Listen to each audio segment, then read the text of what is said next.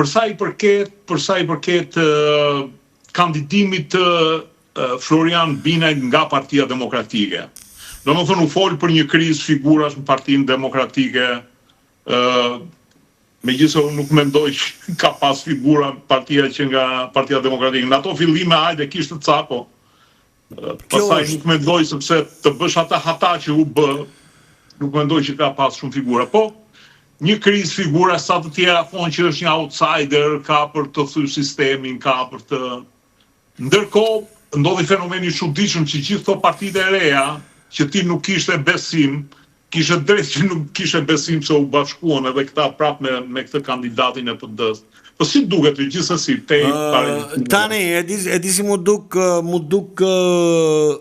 dorëzim, domethënë nuk e di, një këshilltar i mrekullueshëm do këtë qenë i familjari Saliut, besoj e shoqa, ja shul aty në divan e i ka thonë, shoku, partia PD-ja nuk bëhet. Qa do të vesh nga doja nuk bëhet. Më kupto kështu që rri qetë tu me shoqen tate, edhe ham në pilafa në gjo, po leja të punë. Dhe ka bu me reflektu që duhet, po zgjedhja është geniale, zgjedhja e këtij personi është geniale. Një outsider që grumullot gjithë këto partiçkat e vogla për të rrëzuar Edi Ramën. Si zgjidhje, mendoj që është zgjidhje, si thonë, 1 milion euroshe, është një zgjidhje kryevepër. Edhe si ide im. Se s'po të kuptoj. Do me thënë është zgjidhje kryevepër që edhe Rama të kishte dashur ta dhiste më shumë opozitën, nuk e dhiste do. Jo, tani, nuk jam në atë, është si zgjidhje, është vërtet një zgjidhje kryevepër. Çfarë do të dilte nga PD-ja, nuk do kishte asnjë lloj shansi. Se s'kan asnjë lloj shansi, se s'kan asnjë lloj ideje. Se i kanë lind për pa ide.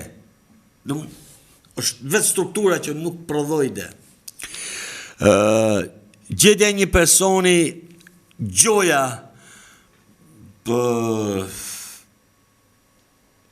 pavarur, ishte vetëm mja zgjidhje. Dhe i lumt atij që ka dhonë këtë ide. Okay. Ndërsa për personin vetë është një artist shumë i mirë. Shiko, tash Amarido, se ky emision është një çik që duhet fla që mos rrim kështu politikisht korrekt, si thoni ju. Sa po ma preve artist, se shiko, artist e strade, okay, artisti madh, më fal zotri, artisti madh është Robert Ndrenika. Se i madh thashë? Më fal një sekond. Që bën që nga rolet humoristike, dramatike, të rinj, pleq, është Timo Floko, artisti madh, është, që them unë ty, është nuk e di, po artist Ricardo Laria. Nuk ma le ta vazhdoj. Tani, nëse vuajmë për diçka, nëse kemi vujt në që nga koha e Enver Hoxhës e gjithashim, nëse vuajmë për diçka, ne vuajmë për humorin televiziv, si komp. Do me thënë, po të shofësh Portokallina dhe kur ka qenë ky brenda është një tmerr i vërtet. Edhe atë që thonë rolin e policit për shembull, që e pëlqejnë gjithë, është gjë më shumë të unë nuk e shoh dot 2 minuta. Nëse kjo është e vërteta. Por them aktor i mirë për arsye sepse shumë vete pëlqejnë. Dhe unë fragmente caktuara për shembull ku ka imituar Ramën e tjetrën e kam pëlqyer. Pra e lejmë të anë aktorit se pa rëndësi ka është i mirë apo aktori i keq. Kjo nuk ka pikë rëndësie. Për mua, si thash, rëndësi ka se si u kap si figurë, një figurë që pëlqejet nga gjithë turmat që pëlqejnë policin, që mos më pëlqej, kuptoheni, dhe është dëgjova dhe intervistën e atij dje tek Grida Dume dhe është good for Albania. Kjo është e vetë një gjë që mund të them. Domethënë, nuk ka pikën e ides, zero. Është komplet zero. Është një OJF si Adriatic Klapaj është pak më i alternuar në filozofi, në mënyrë shprehje e tjetrën, dhe për i pavarur është xharro me gjuf, këtë e dim unë, ti e dim gjithë bota, por inshallah o Zot është si Putini, që do më ju fut kështu PD-s edhe pastaj na ndryshoj rrugës. Nuk i jap, si mund të them, i uroj vërtet mira, i uroj suksese, por nuk është ai që unë do doja të drejton Tiranën. Nuk është ai që unë personalisht, po kur them unë si qytetar do doja që ai të drejton, do nuk ja shoh ato aftësi që ai drejton Tiranën.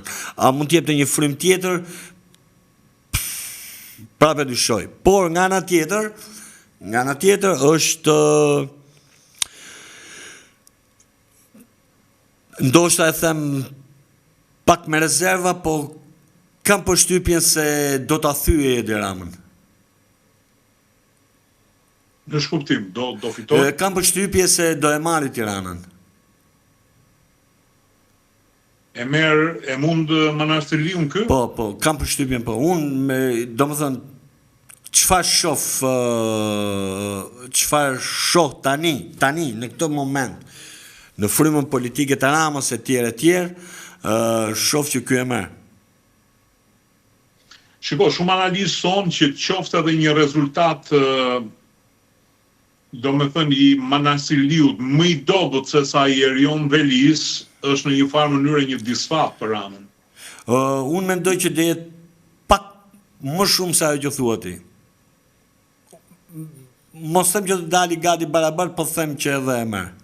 Dhe shpresoj që në këtë intervistë që ky ishte, shpresoj që t'jen ato emocionet e fillimit, t'jen ato, do më thënë, e ke parasysh, të shkëputet pak nga populistat. Unë mendoja figur tjetër, se duhej një thyrje tani, duhej patjetër një thyrje, dhe unë e kam thënë ka kohë, kemi 3 vjet përpara, e kam thënë që për shembull për bashkitë dhe komunat, unë jam gjithmonë ke njerëzit pa parti. Jo se ky është pa parti në këtë moment, por jam tek njerëzit, do më dhe jam kjo fryma që t'je njerëz pa angazhuar politikisht. Po. Për arsye sepse sidomos me geopolitikën që kemi sot, këto duhet trajtohen si biznesen vete, nuk po them si komunitete, se komunitete janë, po si shtete në vete. Pra, në fundit, në qoftë se unë dua të shtroj rrugë të Tiranës, nuk kam nevojë të shkoj direkt tek Europa, të mi shtroj rrugë të Tiranës, mund ta marr nga diku tjetër, le të themi nga Arabia të paktën, që la kemi çik më lirë. A më kuptove?